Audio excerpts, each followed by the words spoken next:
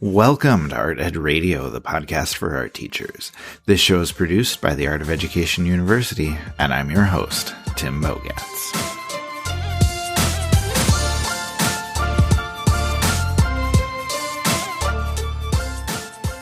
All right, welcome to March. Welcome to Youth Art Month. I know we're excited about everything that's going on in March. Everybody who's involved with Youth Art Month, it's huge. It's a great chance to do so much for your program and really advocate for everything that's going on. And so we'll talk about that a little bit today, and we'll talk about it more throughout the month. And, if you are a National Art Education Association conference goer, that's also coming up in just a couple weeks. So a lot to look forward to.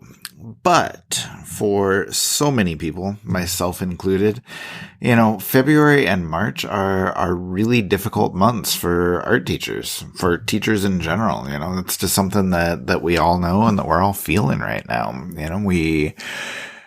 Even when there are things that we're looking forward to, we're still waiting for the weather to get nice. And until we get to that point, it seems like school can really drag on, and it can get difficult to get up and get to your classroom every day. So today in this episode, I want to talk to you about a few of the things that you can do to kind of keep fighting the good fight, some things you can do to get you through these tough weeks or even these tough months. And I'm going to be flying solo once again today. I don't necessarily love doing these episodes by myself. I mean, we started this whole podcast so I could talk to other people about art teaching. But every time I do an episode solo, like we did with the Art Ed Now mailbag, I get a bunch of feedback about how people love hearing from me and how they love those episodes. So one more time, right now, we're going to do a solo episode here, and then we'll try and get back to some interviews.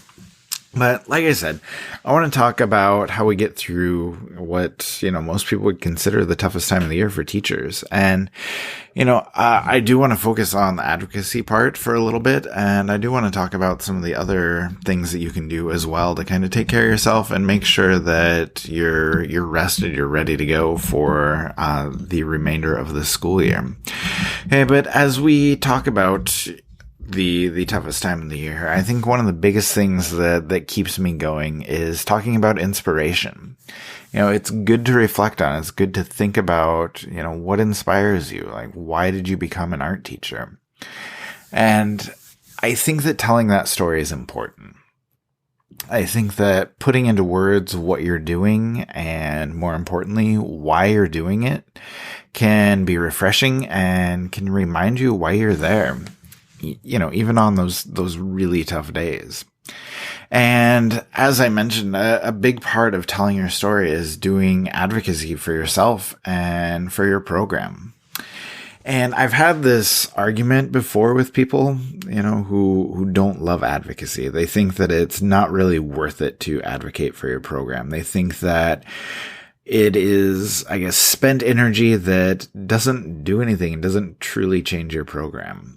And I'm going to say that I disagree strongly.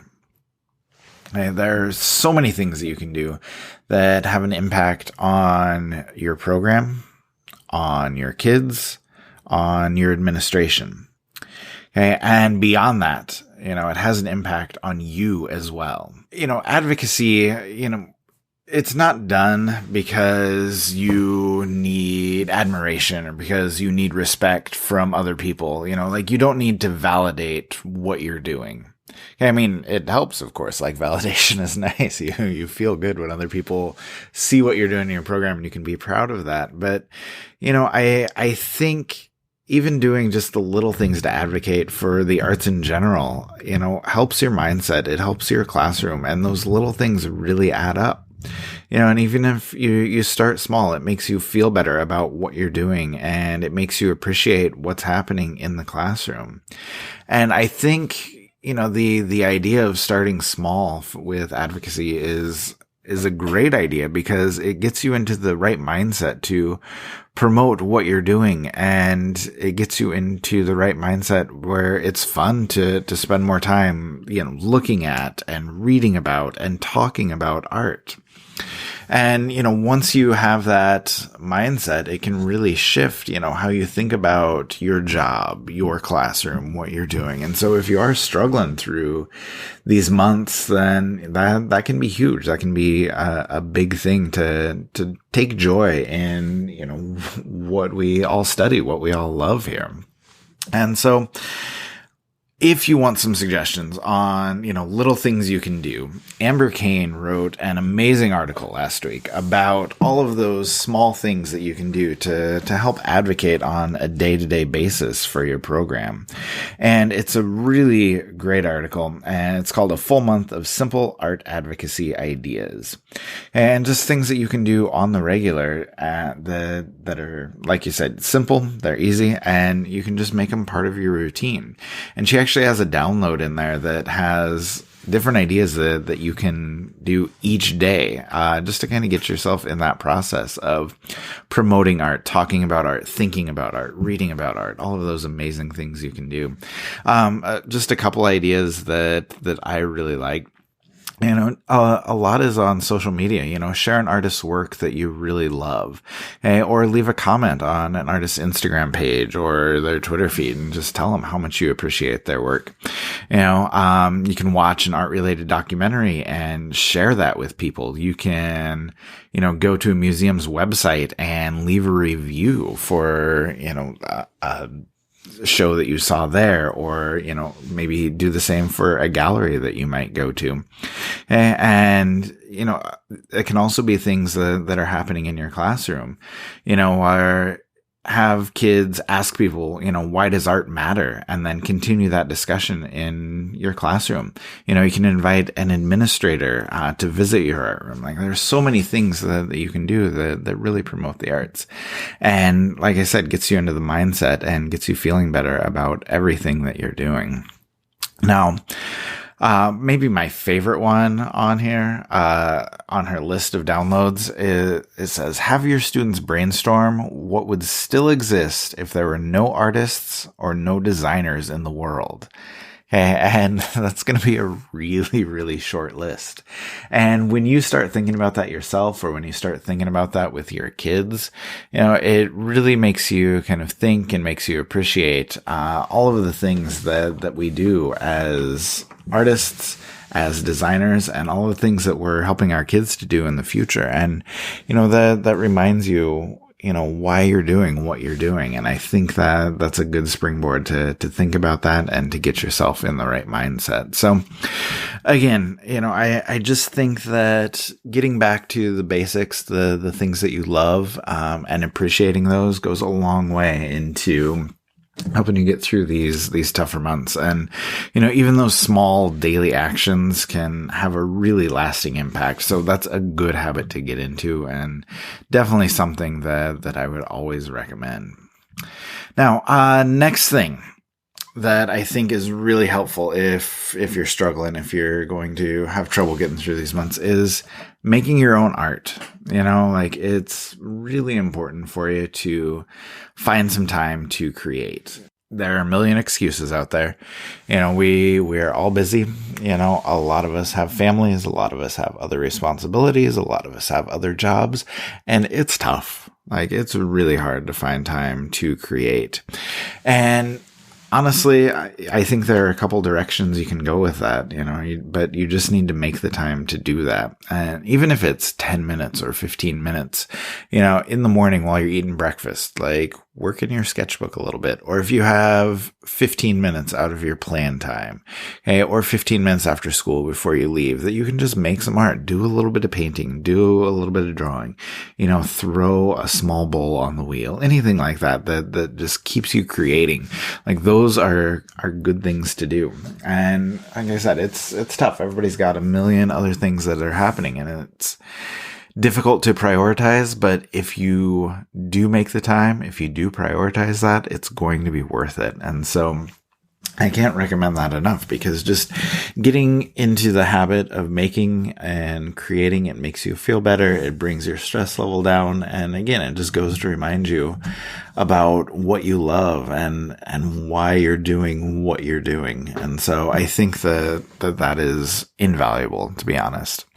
And for me, I'll just tell you kind of what I like to do is just find some time every day to work in my sketchbook. And, I always hesitated to do that, I guess, because I didn't want to take time away from my kids or, take time from spending with my family. And so I don't know why it took me this long to realize that, but there's no reason that like my kids can't do that with me. And so there are a lot of days after school where, I've got an 11-year-old and a 9-year-old, and all three of us just get our sketchbooks out and we just spend some time drawing after school, or we'll get the jelly plates out and, do some really simple prints, or we'll get some pastels and make a little bit of a mess in our sketchbooks. And, that's as cool as anything else that you can be doing with your kids. And so, maybe that relates to you, maybe not, but if you can find the time to just kind of work, it doesn't have to be huge finished paintings. They don't have to be exquisite drawings. If you want to put together some collages with your toddlers at home, like that's fine too. But just getting in and creating is going to be a huge benefit to you as, like I said, you're trying to get through these toughest of months. And another thing that I really like to suggest when you're getting into making artwork or deciding that it's a priority is to learn a new medium.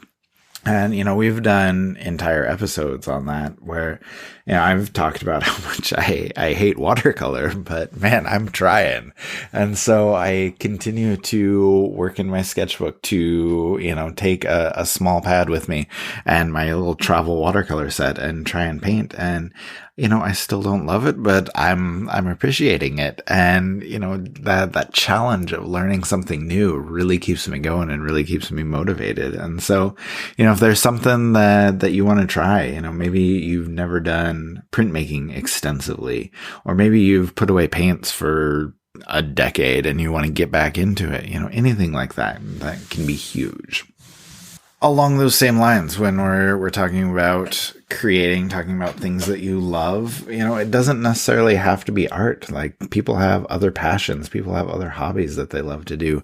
And if you can dive into those, that's going to be good for you as well. So, maybe you love to write. You can do that. Maybe you love to read. You can do that. Maybe you need to run or exercise or do whatever, go to yoga. Any of those things can be huge for you, but just find other things outside the classroom that you're passionate about. Feed those passions, and it's going to help you and honestly make you a better teacher, because you're going to be less stressed about everything that's going on there. And we'll talk more about that in just a little bit, but I want to dive in just a little bit to what we can do at work to make things easier, what we can do in our classrooms so you're not quite as stressed, you're not quite as beat down by everything that's going on. So just a few suggestions. Number one, okay, leave your work at work. Like, don't bring home giant piles of grading. Like, I know, it's tough. You have a lot that needs to be done. And we've talked about all the alternatives, grading technologically and sitting down with your kids during class and grading one-on-one, maybe even not grading certain things. But the worst thing you can do is, be overwhelmed by stuff at work and then bring the things that are overwhelming you home with you. Just leave them. Like, you'll get to them eventually.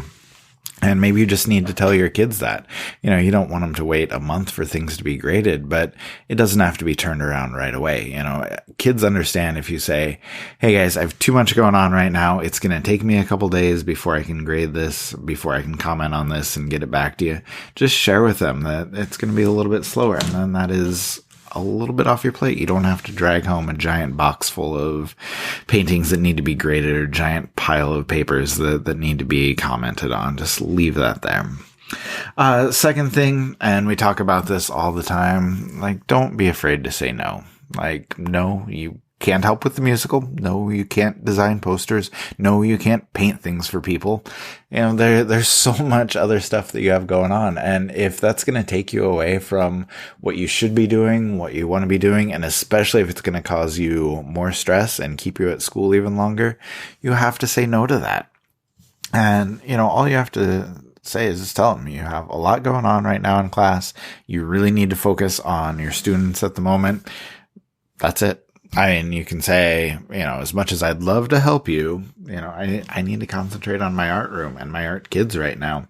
Or you can even say just too much going on myself and I can't spend any more time here. Things like that are just fine. And you may feel bad saying no in the moment, but it is a sense of relief every single day when you know that you don't have another thing hanging over your head.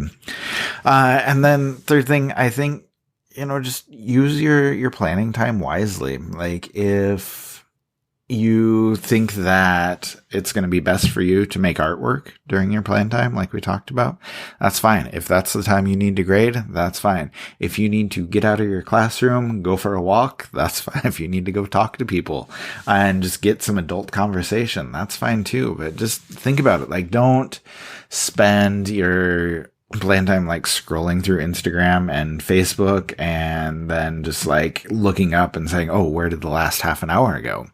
No, like if you have things on social media that are going to help your classroom, by all means, go for it. If you have conversations happening there that are going to help you feel better and help your teaching, by all means, go for it. But don't waste your time. I think really just, have some intent as far as what you want to do with your plan time. Be intentional about how you're spending it, whether that's on, like I said, planning or art making or conversation or whatever else. I think that's going to be huge. And anytime you can make the most of that and eliminate other things that are kind of stressing you, then that's going to be a huge benefit to you. Okay. And then last thing, that I think really helps you kind of get through these tough months, is making sure that you're exercising and making sure that you're eating right. And again, I know it's just like finding the time is really, really difficult, especially like eating right. That's really tough to do. But even small steps are going to be huge there. If you, eat like crap, like 5 days a week, maybe reduce that to 3 days a week and just, try and be healthy for a couple meals here and there and just kind of get started on that habit, get started on that path. And same thing with exercise. I've done 2 marathons now. It's really intimidating to think about ending up there. But once you get started, like once the ball gets rolling, you really do kind of feel better about everything that's happening. And it gets easier and easier the more you get into that habit. And so I think, if you just start small, like, I don't know, here in Omaha, the weather's been ridiculous. Like I can't even get outside because it's all snow and ice. There's nowhere to walk my dog. There's nowhere to run. And so that makes it really difficult. And so, if you're in that situation, maybe you go to the gym, maybe you look up yoga on YouTube and just follow along with that. Just do some things in your basement, but anything that can get you active. And again, just start small, 10 minutes a day, 15 minutes a day, whatever you can do, whatever you can make time for.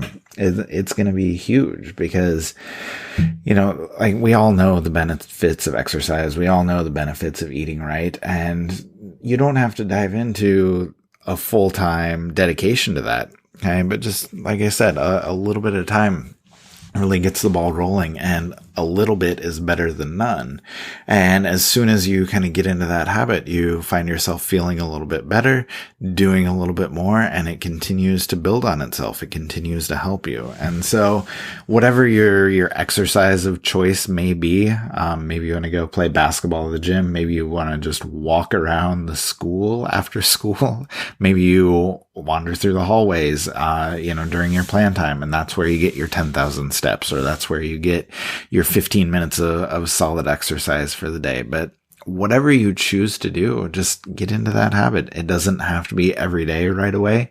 It doesn't have to be, an hour every day, but just start small and you'll find yourself wanting to do more. And, the more you exercise, the better you eat, the better you're going to feel, the better you're going to come into class every day, the better you're going to teach. And it just builds and builds and builds. And so I think just starting small and going from there is a huge benefit to you when you are trying to get your mindset right to, get through the difficult months that you're struggling with.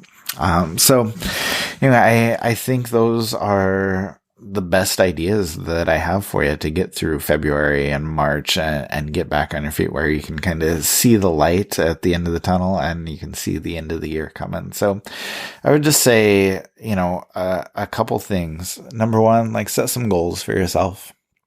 I think maybe you have a couple advocacy goals, maybe one for this week and one for this month.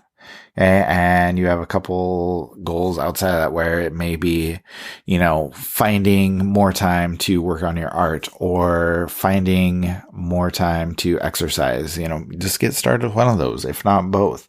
Maybe you're just going to start with 1 or 2 healthy meals each week. And like I said, just let it build from there, but figure out what's going to work for you. Set yourself a couple goals, see what you can do, in the next couple weeks here, next week, next 2 weeks to see where you're going, what you can do with all of that, and be intentional about the time that you're spending at school. Make sure that it's not draining you. Make sure you're not overwhelmed, and just kind of prioritize. Like I said, be intentional about your plan time. Figure out exactly how you can manage everything that you need to manage. I know it's a lot, but when you're overwhelmed, when you're starting to feel burnt out, just taking a step back and recalibrating, relooking at what you're doing can be huge. And lastly, just remember why you became an art teacher. Again, that goes back to the advocacy piece and talking about why we love art and why we love to teach, and just promoting that everywhere you can, whether it be to your kids, to your administrators, to the community, or even just to yourself. Just reminding yourself why you're doing what you're doing can be a really, really powerful thing.